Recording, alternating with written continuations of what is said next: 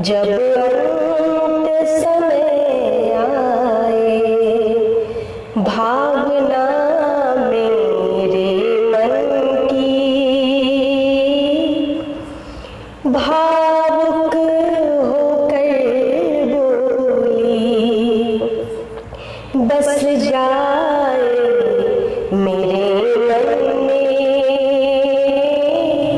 प्रभु तेरी सूरत भोली, तो दर्शन का दान देना, दर्शन का दान देना,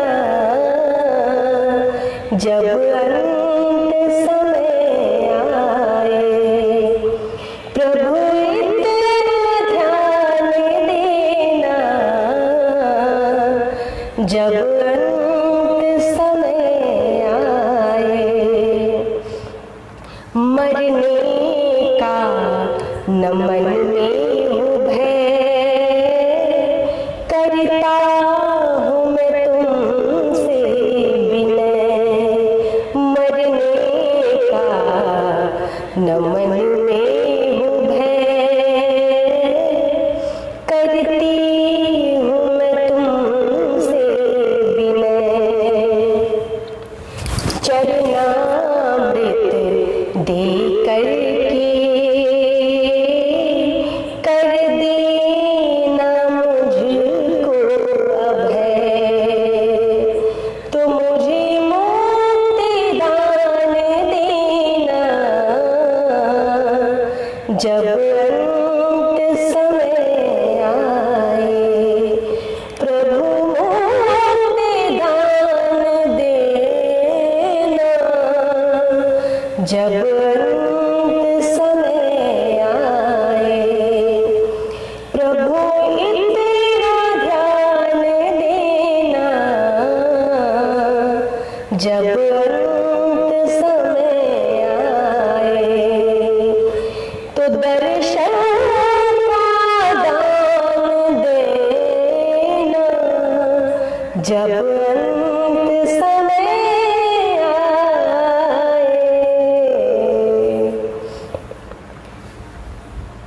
आप सभी जुड़े रहे। आए, आज हम 9 ज्योतिर्लिंगों की कथा श्रवण कर चुके हैं। 3 ज्योतिर्लिंग शेष रह गए हैं। तो आज हम कथा श्रवण करेंगे नागेश्वर ज्योतिर्लिंग का आविर्भाव कैसे हुआ, उनकी उत्पत्ति कैसे हुई, उनकी कथा को श्रवण करेंगे। तो नागेश्वर ज्योतिर्लिंग की कथा आती है, एक राक्षसी थी दारुका। तो दारुका माँ पार्वती से वरदान पा चुकी थी। कौन सा वरदान? एक वन मिला था उसे।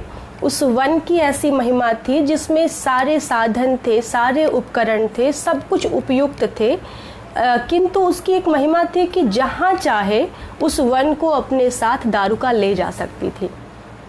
लेकिन इस वरदान को पाके दारुका घमंड में रहती, अहंकार, अभिमान आ गया। ध्यान दे, फल मिलते ही विनम्रता आनी चाहिए।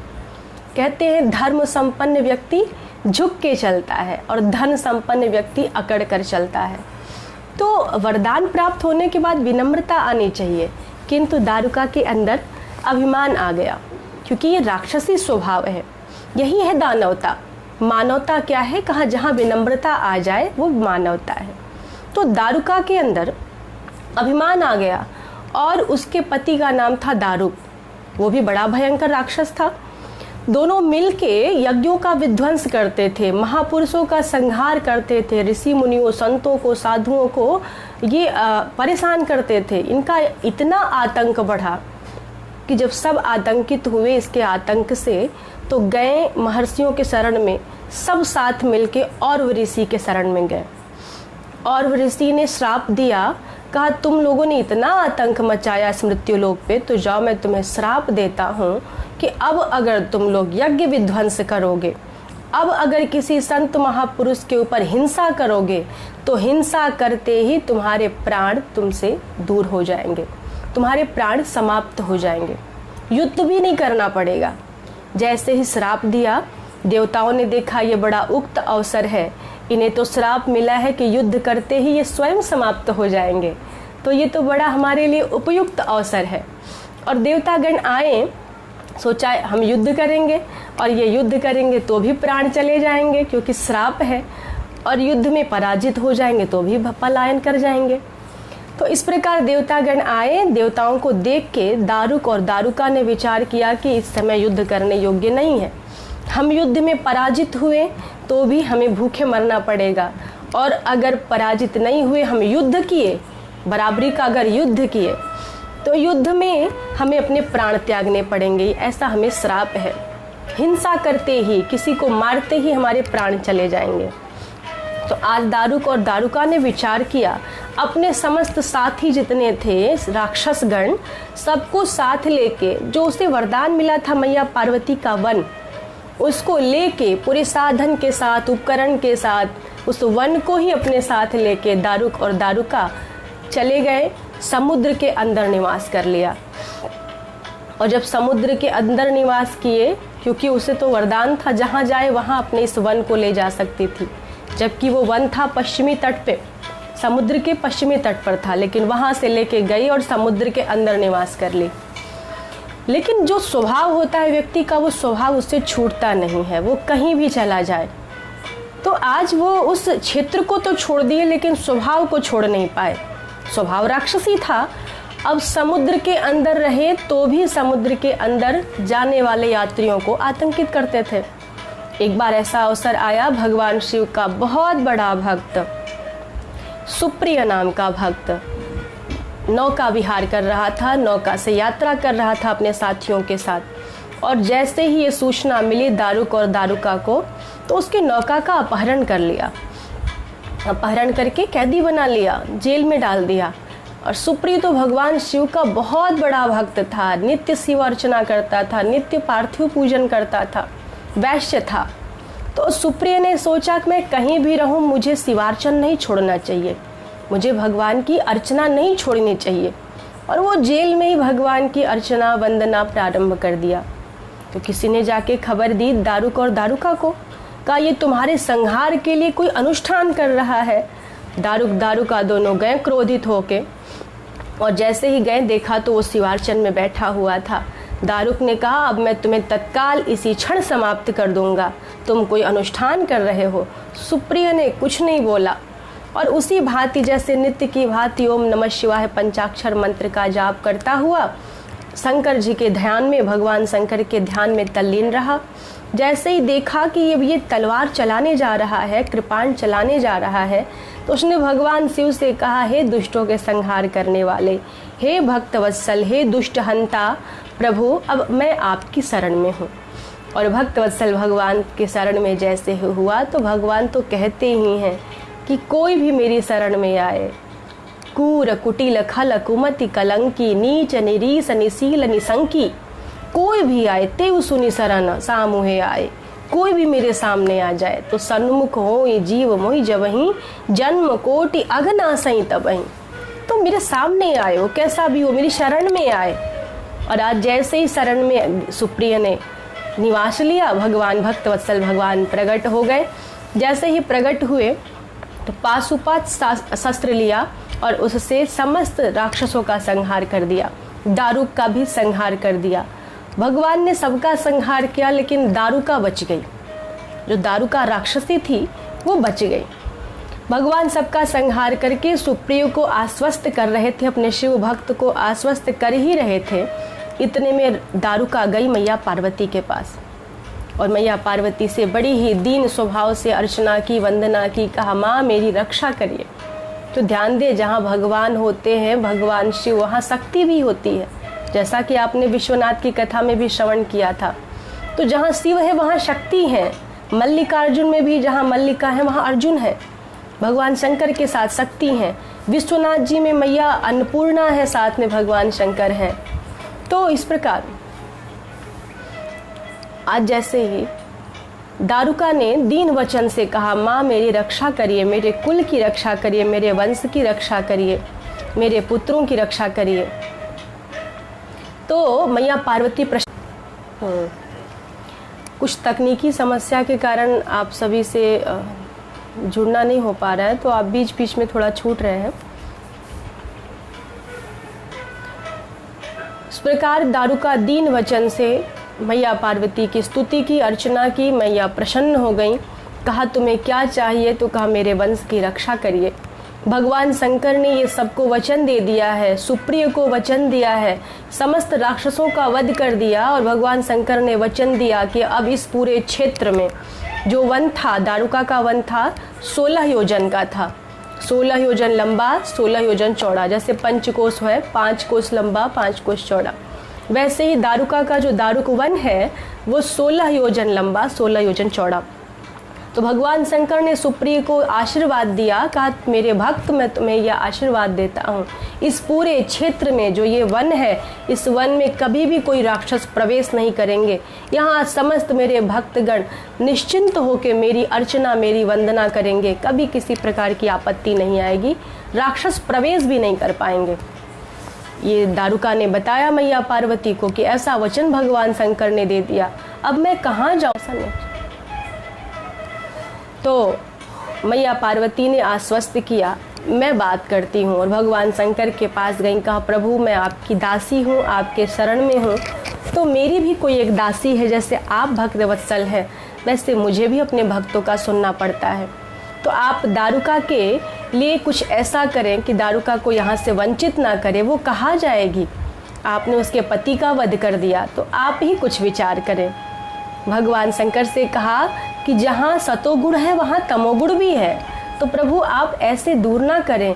भक्त वहीं होते हैं, भक्त तो किसी भी आपत्ति में भी रह लेते हैं, विपत्ति में भी रह लेते हैं। भक्त को तो भगवान चाहिए, वो किसी प्रकार भी प्रसन्न रहते हैं। तो प्रभु आप ऐसा ना करें, यहाँ अगर सात्विक लोग रहेंगे तो तामसिक भी रहेंगे, आप इनकी सुरक्षा करें। तो भगवान शंकर ने कहा अगर तुम कहती हो तो पार्वती मैं वचन देता हूँ कि यहाँ राक्षस वंश भी रहेंगे, लेकिन कलयुग के अंत में, सतयुग के प्रारंभ में एक राजा होंगे महासेन, उनका पुत्र होगा वीरसेन। और वो वीरसेन जब आएगा गुजरात में, जहाँ ये नागेश्वर ज्योतिर्लिंग सुप्रिय ने प्रकट किया, का आके मेरा दर्शन करेगा, वो सम्राट होगा, तब इन राक्षसों का समापन हो जाएगा, ये सारे राक्षस समाप्त हो जाएंगे। और भगवान शंकर ने ये वार्ता की। वहीं वार्ता करते हुए कुछ दिन भगवान रहे हैं और भगवान शंकर मैया पार्वती के साथ में नागेश्वर और नागेश्वरी के रूप में स्थापित हुए हैं। और भगवान की कृपा से मुझे भी दर्शन करने का सौभाग्य मिला है। गुजरात प्रांत में आप भी जाएंगे तो कहते हैं, आज तो बताया जाता है कि ये दौलताबाद में है, तो वहाँ हमने दर्शन किया है। भगवान शंकर बाहर ही आपको कटी तक भगवान शंकर का बहुत सुंदर मूर्ति दर्शन करने को मिलेगा। अंदर जाने के बाद ज्योतिर्लिंग का दर्शन करने को मिलता है। तो ये नागेश्वर महादेव की चर्चा हुई। आप सभी एक बार मेरे साथ बोलेंगे, ओम नमः पार्वती पतये हर हर महादेव। अब आए हम 10वें ज्योतिर्लिंग की चर्चा करते हैं, रामेश्वर। 11वें ज्योतिर्लिंग की चर्चा, आज हमें भ्रम हो गया, 9 तो सुन चुके थे, 10वें को आपने सुना, नागेश्वर ज्योतिर्लिंग। वहाँ नागेश्वरी के रूप में मैया पार्वती भी स्थापित है। और ये 11वां ज्योतिर्लिंग है रामेश्वर। तो 11वें ज्योतिर्लिंग की चर्चा हम श्रवण करेंगे। जैसा कि आप सभी जानते हैं, तमिलनाडु में, आंध्र प्रदेश में, आप सभी जानते हैं दक्षिण भारत की तरफ, तमिलनाडु में ज्योतिर्लिंग है। आप सभी रामेश्वर की दर्शन किए ही होंगे। तो रामेश्वर भगवान की स्थापना किसी और ने नहीं, भगवान राम ने की थी। कब की थी? तो कथा आती है कि भगवान राम जब राम रावण युद्ध करने के लिए, मैया सीता का जब हरण हो गया, तो उस हरण के बाद सेतु बंधन के लिए भगवान समुद्र के किनारे पहुँचे हैं। तो वहीं किनारे पहुंचकर भगवान ने बहुत सुंदर भगवान शंकर की पार्थिव पूजन की है। गोस्वामी जी ने भी लिखा है बहुत सुंदर, लिंग थापि विधिवत करी पूजा, लिंग थापि विधिवत करी पूजा, शिव समान प्रिय मोहि न दूजा। तो भगवान शंकर की स्थापना की कथा ये आती है कि जब समुद्र के किनारे भगवान राम पहुँचे अपने बानर सेना के साथ, हनुमद आदि के साथ, सुग्रीव महाराज के साथ में, तो नित्य की भांति सेतु बंधन होने वाला था। भगवान राम को प्यास लगी और अपने वानरी सेना से जल मंगवाया। जैसे ही मीठा जल सामने आया नहीं कि भगवान राम को स्मरण हो आया कि मेरा तो नित्य का नियम है भगवान शिव का पूजन करना, और आज मैं बिना पूजन किए जल ग्रहण करने जा रहा हूँ। भगवान शंकर का नियम था बिना पूजन के जल भी ग्रहण नहीं करते थे। और ध्यान दें, नियम धर्म की रक्षा करता है। जो भी नियम बनाए उस नियम का निर्वहन करना चाहिए। तो उस नियम का निर्वहन करते हुए भगवान राम ने सोचा कि अभी मुझे जल नहीं पीना चाहिए, पहले मुझे भगवान शंकर की पूजा करनी चाहिए। और वहीं पे पार्थिव शिवलिंग बनाया है भगवान शंकर के। समुद्र के किनारे राम जी ने पार्थिव शिवलिंग बना के बड़े प्रेम पूर्वक शिव अर्चन किया और कहा, मैं रामेश्वर को प्रणाम करता हूँ। तो एक भाव बड़ा सुंदर लगता है कि यहाँ भगवान शंकर प्रकट हो गए। भगवान राम पूजन करें और भगवान शंकर प्रकट ना हो, तत्काल प्रकट हो गए, प्रसन्न हो गए और भगवान राम से कहा, प्रभु ये कौन सी धारा प्रवाहित कर रहे हैं? सोई मम इष्ट देव रघुबीरा, आप मेरे स्वयं ही इष्ट हैं और इष्ट की पूजा मुझे करनी चाहिए। भगवान राम ने कहा कि मैं भी हर जगह कहता रहता हूँ कि शंकर भजन बिना नर भगति न पावई मोरे। तो मेरे ईश्वर आप हैं और यही भाव है, रामेश्वर को मैं प्रणाम करता हूँ। यहाँ दोनों लोगों ने अपना भाव कहा। राम जी ने कहा कि जो राम के ईश्वर हैं उन रामेश्वर को मैं प्रणाम करता हूँ, और भगवान शंकर ने कहा नहीं नहीं प्रभु, इसका अर्थ थोड़ा सा अलग है। जो राम मेरे ईश्वर हैं उन रामेश्वर को मैं प्रणाम करता हूँ। दोनों ने एक दूसरे को प्रणाम किया। भगवान शंकर ने कहा, प्रभु आज आपने मुझे क्यों स्मरण किया? तो भगवान राम ने कहा कि जैसा मैं जानता हूँ रावण आपका भक्त है, शिव भक्त है, आपका शिष्य है, आपका चेला है, तो आप नहीं चाहेंगे तो उसे कोई पराजित नहीं कर सकता। तो आप आदेश करें ताकि मुझे विजय प्राप्त हो, युद्ध में मैं विजयी बनूं। और भगवान शंकर से कहा कि आपका चेला है, आपका शिष्य है। भगवान शंकर ने कहा, प्रभु आपकी मनोकामना पूर्ण होगी, युद्ध में आप ही विजयी होंगे। इस प्रकार समुद्र के किनारे जो स्थापना हुई है रामेश्वर की तमिलनाडु में, वो भगवान राम के द्वारा स्थापित हुई और यहीं भगवान शंकर के आदेश से युद्ध हुआ। भगवान राम विजयी हुए हैं, मैया सीता को लेके वापस आए हैं। और अन्य शास्त्रों में एक आध कथा और आती है। कहते हैं कि भगवान राम जब वापस लौट के आने लगे, एक कथा ये भी आती है रामेश्वर की, कि भगवान जब वापस लौट के आने लगे माता सीता को लेके युद्ध में विजयी होके, तब समुद्र के किनारे जब इस पार हुए तो कुछ ब्राह्मणों ने कहा, प्रभु आपको ब्राह्मण की हत्या करने का पाप लगा है, ब्रह्म हत्या का पाप लगा है। भगवान राम ने कहा ये तो बात सत्य है। तो कहा आपको इससे मुक्ति पाने के लिए एक कार्य करना पड़ेगा। भगवान राम ने कहा क्या करना पड़ेगा? कहा आपको एक भगवान शिव के लिंग की स्थापना करके उनकी पूजा करनी पड़ेगी। भगवान राम ने कहा मैं अति शीघ्र करना चाहता हूँ। और वहीं समुद्र किनारे हनुमान जी को आदेश किया, आप जाएं कैलाश पर्वत से एक शिवलिंग लेकर आए। भगवान शंकर के शिवलिंग को लेके आए। हनुमान जी तो गए कैलाश पर्वत लेने, लेकिन वहाँ जब मिला नहीं, भगवान शंकर का ध्यान करने लगे हनुमान जी महाराज, और इधर विलंब हो रहा था। इतना विलंब हुआ कि जब ब्राह्मणों ने कहा मुहूर्त निकला जा रहा है और आप मुहूर्त के अंदर ही शिव अर्चना करें, तो भगवान राम ने वहीं बालू को लेके पार्थिव शिवलिंग बनाया और रामेश्वरम की स्थापना की है। जब स्थापना हो गई, पूजन प्रारंभ हो गया, पूजन हो गया, तब हनुमान जी महाराज शिवलिंग लेके आए। और जब शिवलिंग लेके आए, हनुमान जी ने देखा कि यहाँ तो पूजन समाप्त हो गया। तो कहा प्रभु फिर मेरा शिवलिंग कहाँ जाएगा? भगवान ने कहा तुम ही स्थापित कर दो, मैंने तो एक शिव की स्थापना कर दी। हनुमान जी ने सोचा इनको हटा के मैं अपना शिवलिंग स्थापित कर देता हूँ। और प्रभु की ये लीला रही, कितना भी हनुमान जी ने हिलाना चाहा, हटाना चाहा, लेकिन वो शिवलिंग टस से मस नहीं हुआ। अंत में ये हुआ, अधिक बल लगाए हनुमान जी महाराज तो दूर जाके मूर्छित होके गिर पड़े हैं। और जब होश में आए तब भगवान राम ने कहा कि इनकी स्थापना किसने की है? जिसे राम ने यहाँ खड़ा कर दिया, फिर उसे क्या हनुमान हटा सकते हैं? अब हनुमान जी को अपने भूल का स्मरण हो आया और हनुमान जी महाराज ने कहा प्रभु फिर इस शिवलिंग का क्या होगा? तो भगवान राम ने कहा कि इनकी भी स्थापना होगी। तो वहीं एक रामेश्वर है, एक हनुमदेश्वर है। तो ये हनुमान जी का शिवलिंग स्थापित हुआ, उसे हनुमदेश्वर कहते हैं। तो ऐसी कथा आती है, ये रामेश्वरम की कथा है। आप सभी मेरे साथ जयकारा बोलेंगे, ओम नमः पार्वती पतये हर हर महादेव। अब आप 11 ज्योतिर्लिंग की कथा श्रवण कर चुके हैं। ये आपके लिए अंतिम ज्योतिर्लिंग की कथा है और ये अंतिम ज्योतिर्लिंग है घुश्मेश्वर। हमें बड़ी अच्छी कथा इनकी लगती है। एक भक्त भगवान को कैसे बुलाता है, एक भक्त का समर्पण क्या होता है।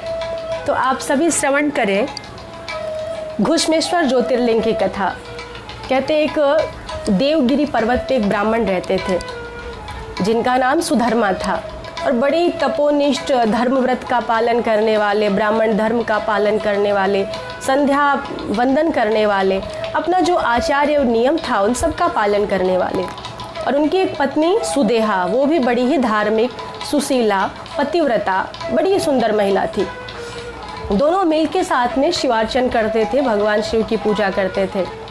अर्थात उनके घर सारी सुख संपत्ति भरी पड़ी थी, सब कुछ घर में था। लेकिन कहते हैं कोई तन से दुखी, कोई मन से दुखी, कोई धन बिन रहत उदास, थोड़े थोड़े सब दुखी, सुखी राम के दास। तो जो पूर्ण रूप से दास बन जाते हैं उन्हें कोई दुख नहीं दिखता। तो आज इनको एक दुख था, इनके पास पुत्र नहीं थे। तो सुधर्मा जी को तो ऐसा कोई कष्ट नहीं होता था, लेकिन एक माता के स्वभाव से, एक नारी के स्वभाव से मैया सुदेहा को कभी कभी कष्ट हो जाया करता था। मैया सुदेहा ने कहा अपने पतिदेव से, सुधर्मा से, कि आपको नहीं लगता कि हमारे पास सारे वैभव, संपत्ति, धर्म संपन्न है, सब कुछ हमारे पास है, लेकिन एक पुत्र की कमी कभी कभी खलती है। सुधर्मा ब्राह्मण ने कहा कि आप इसको उल्टा ना समझे, भगवान ने हमें पुत्र नहीं दिया तो कहीं ना कहीं हमें ये धर्म से ज़्यादा जोड़ने के लिए नहीं दिया है कि हम अधिक भगवान से जुड़े रहेंगे, पुत्र के मोह में नहीं जुड़ेंगे। लेकिन मैया सुदेहा ने बात नहीं मानी, कहा मैं चाहती हूँ कि हमारे घर में एक पुत्र भी हो, भले वो भी शिव भक्त हो, लेकिन हमारे घर में पुत्र भी हो। तो मैया सुदेहा ने अपनी बहन घुश्मा के साथ विवाह करा दिया। जैसे विवाह का प्रस्ताव रखा, ब्राह्मण सुधर्मा ने बहुत समझाया। ब्राह्मण सुधर्मा ने समझाया, आज आप कह रही हैं बहन से विवाह के लिए, लेकिन बाद में आपको ही समस्या होगी। आज प्रेम है, आगे चल के ईर्ष्या उत्पन्न हो जाएगी।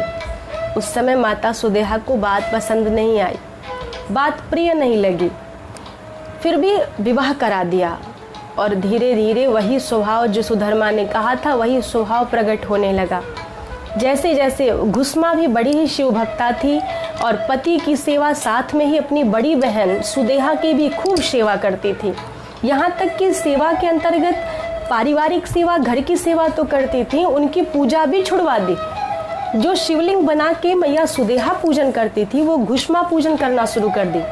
उनकी छोटी बहन 101 शिवलिंग नित्य स्थापित करती थी और नित्य उस शिवलिंग की पूजा करके उसे एक सरोवर में विसर्जित कर दिया करती थी।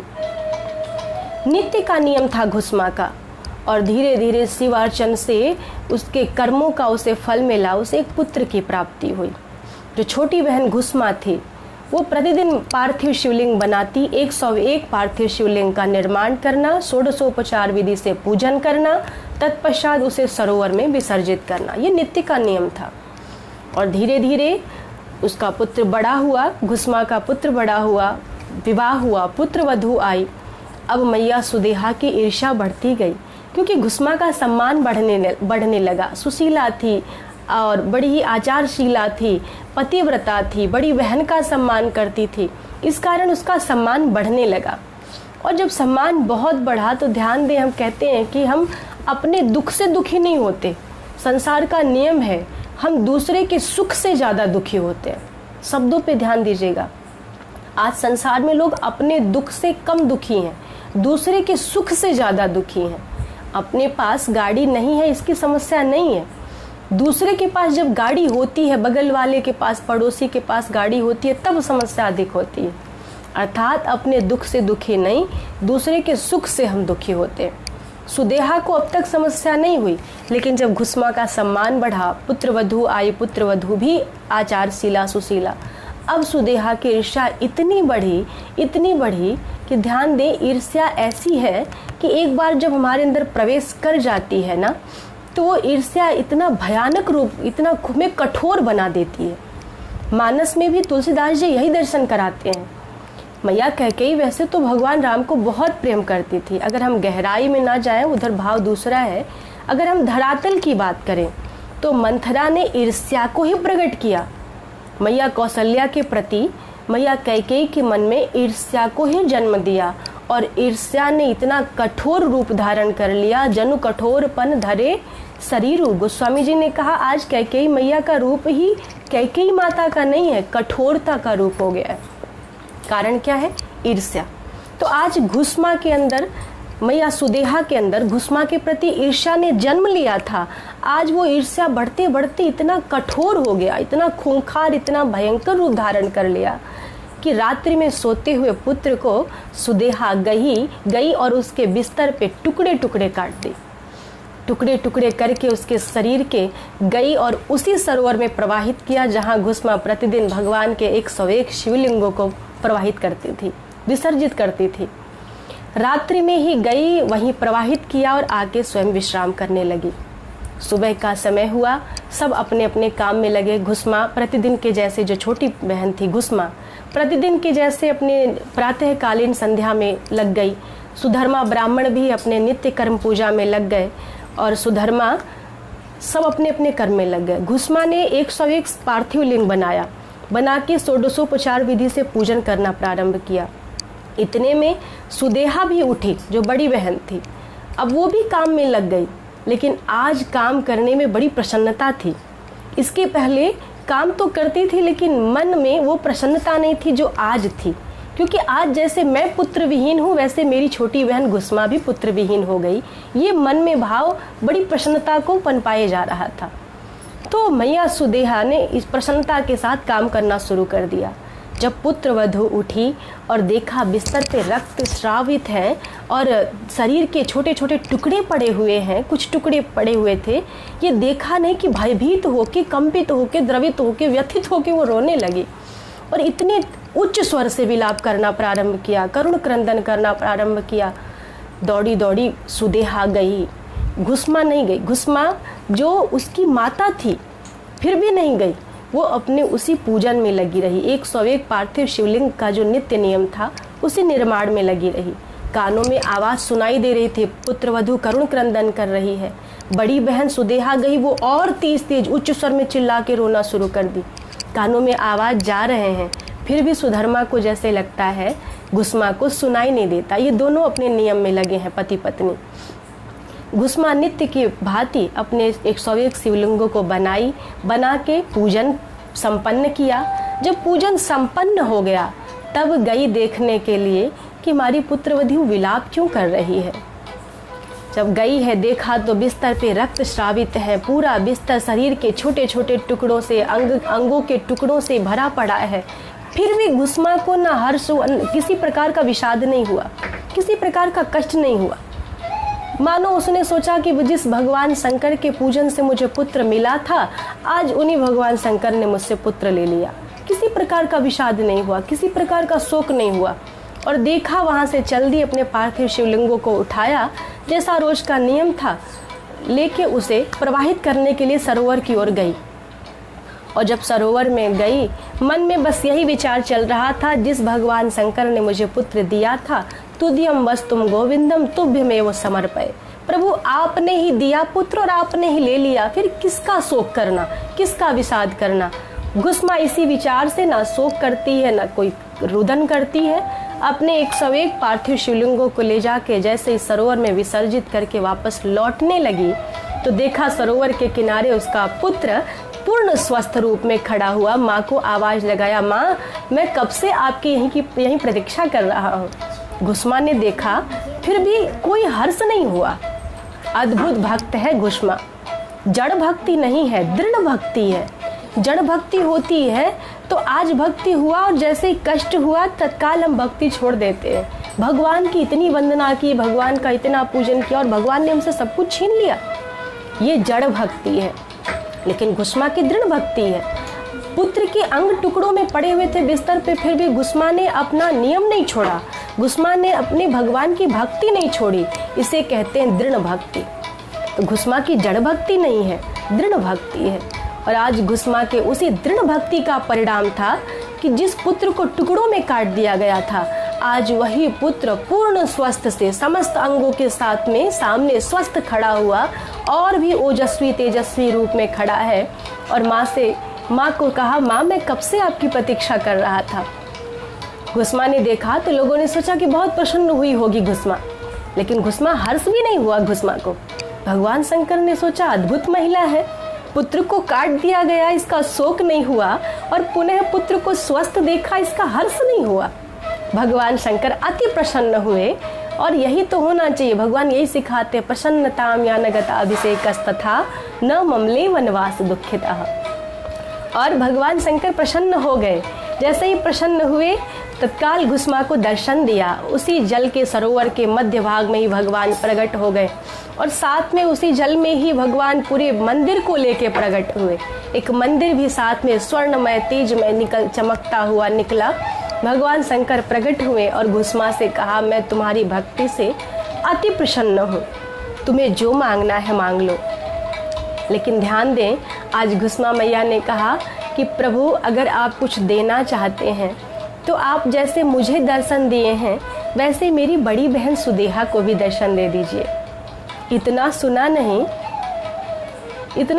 भगवान शंकर ने सोचा अद्भुत महिला हो, लगता है तुम्हें पता नहीं, तुम्हारे पुत्र को काटने वाली कोई और नहीं तुम्हारी बड़ी बहन ही थी।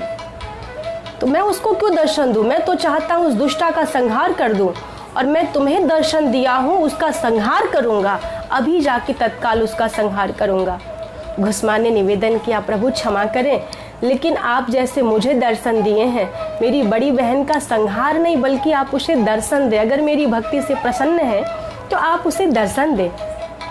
भगवान ने कहा, बड़ी विचित्र महिला हो, तुम्हें मैंने बता भी दिया कि तुम्हारी बड़ी बहन ने काटा था तुम्हारे पुत्र को, टुकड़े टुकड़े किए थे बड़ी निर्दयता के साथ, बड़े कठोरता के साथ, लेकिन फिर भी तुम्हें उसके ऊपर प्रेम ही उमड़ रहा है। घुस्मा ने कहा, प्रभु मैंने सुना है कि अपकारेषु यश्चैव, कहते आप जिसका अपकार करते हैं तो ह्युपकारम करोति वै, जिसने आपका अपकार किया अगर आप उसका उपकार करते हैं तो तस्य दर्शन मात्रेण पापम दूरतरम व्रजेत। आप जो आपका अपकार किया है अगर उसका आप उपकार करते हैं तो उपकार करने वाले व्यक्ति के दर्शन मात्र से ही हमारे पाप दूर भाग जाते हैं। तो प्रभु ऐसा मैंने सद्वाक्य संतों से सुना है, अपकार करने वाले का भी उपकार करना चाहिए। भले ही मेरी बड़ी बहन ने मेरा अपकार किया लेकिन फिर भी मेरा कर्तव्य बनता है मुझे उपकार करना चाहिए, तब ना मैं आपकी शिव भक्ता कही जाऊंगी। भगवान और भी अधिक प्रसन्न हुए, ऐसी महिला मैंने कहीं नहीं देखी। अपकारेषु यश्चैव ह्युपकारम करोति वै तस्य दर्शन मात्रेण पापम दूरतरम व्रजेत। और आज घुस्मा से इतने प्रसन्न हुए भगवान कि वह घुस्मा से कहा, तुम्हें जो वर मांगना है मांग लो, मैं तुम्हारी बड़ी बहन को दर्शन दूंगा, फिर भी तुम अपने लिए कुछ मांगो। और ध्यान दे, भक्त कभी भी अपने लिए नहीं मांगता।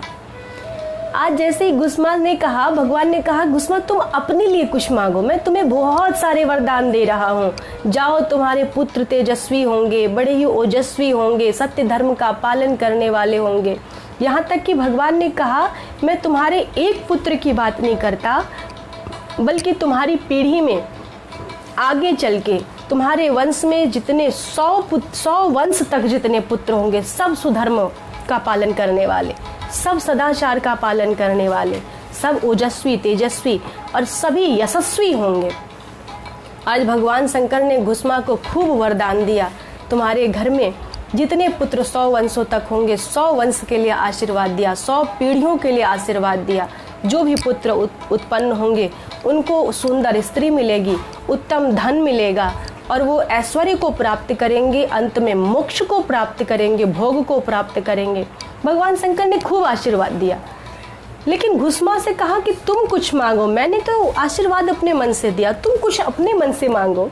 घुस्मा ने कहा, प्रभु अगर कुछ देना चाहते हैं तो आप यहीं अवस्थित हो जाएं, जहाँ आप दर्शन दिए हैं यहीं आप अवस्थित हो जाएं, यहीं आप प्रतिष्ठित हो जाएं। भगवान शंकर ने कहा, ये तो मैं करूँगा ही, ये तो लोक हित के लिए हुआ, तुम अपने लिए कुछ क्यों नहीं मांगती? घुस्मा ने कहा, प्रभु मुझे अपने लिए कुछ चाहिए ही नहीं, आपके दर्शन हो गए, मुझे कुछ नहीं चाहिए। भगवान शंकर ने सोचा, ऐसी अद्भुत भक्ता मैंने कहीं नहीं देखी, इतनी भक्ति करने वाली, इतना शिवार्चन करने वाली, न हर्ष है न शोक है, फिर भी आज कुछ नहीं मांगती। मांगी तो बड़ी बहन को दर्शन दे दीजिए, फिर मांगा तो कहा आप यहीं अवस्थित हो जाए लोक कल्याण के लिए, अपने लिए कुछ नहीं मांगती।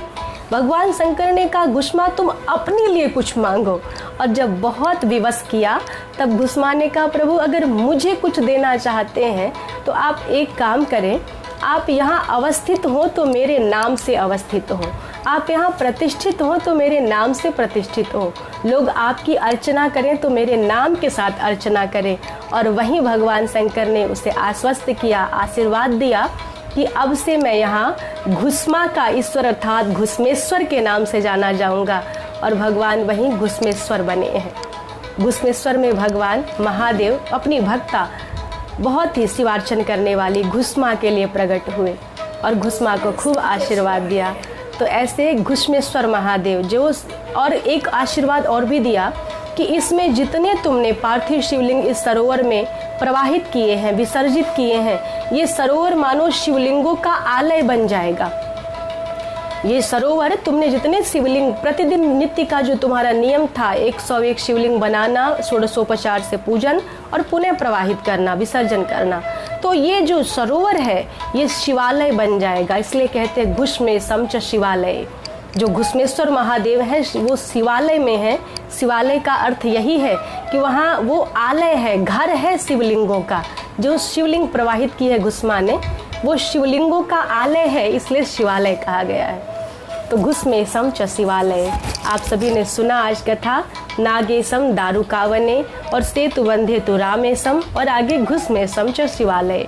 इन तीनों की कथा आपने श्रवण की और अंत में भगवान वहीं घुस्मेश्वर बन के रहें। बड़ी बहन सुदेहा को लेके घुस्मा आई है और हमने जो कहा अपकार करने वाले का उपकार करना चाहिए, तो घुस्मा ने वही किया। अपनी बड़ी बहन सुदेहा और अपने पति सुधर्मा को लेके आई और परिवार समेत, पुत्र वधू सबके समेत भगवान का शिवार्चन किया है, भगवान की स्तुति की है और बहुत सुंदर पूजन किया। और कहते हैं वहाँ भगवान की 101 दक्षिणावर्त परिक्रमा की है, भगवान के शिवलिंग की परिक्रमा की। वहाँ सुदेहा बड़ी लज्जित हुई कि जिसके पुत्र को मैंने काटा आज वो मुझे भगवान से मिला रही है। सुदेहा लज्जित हुई है और क्षमा मांगी। भगवान घुस्मेश्वर की शरण में स्वयं को समर्पित किया है, प्रभु से क्षमा मांगी है।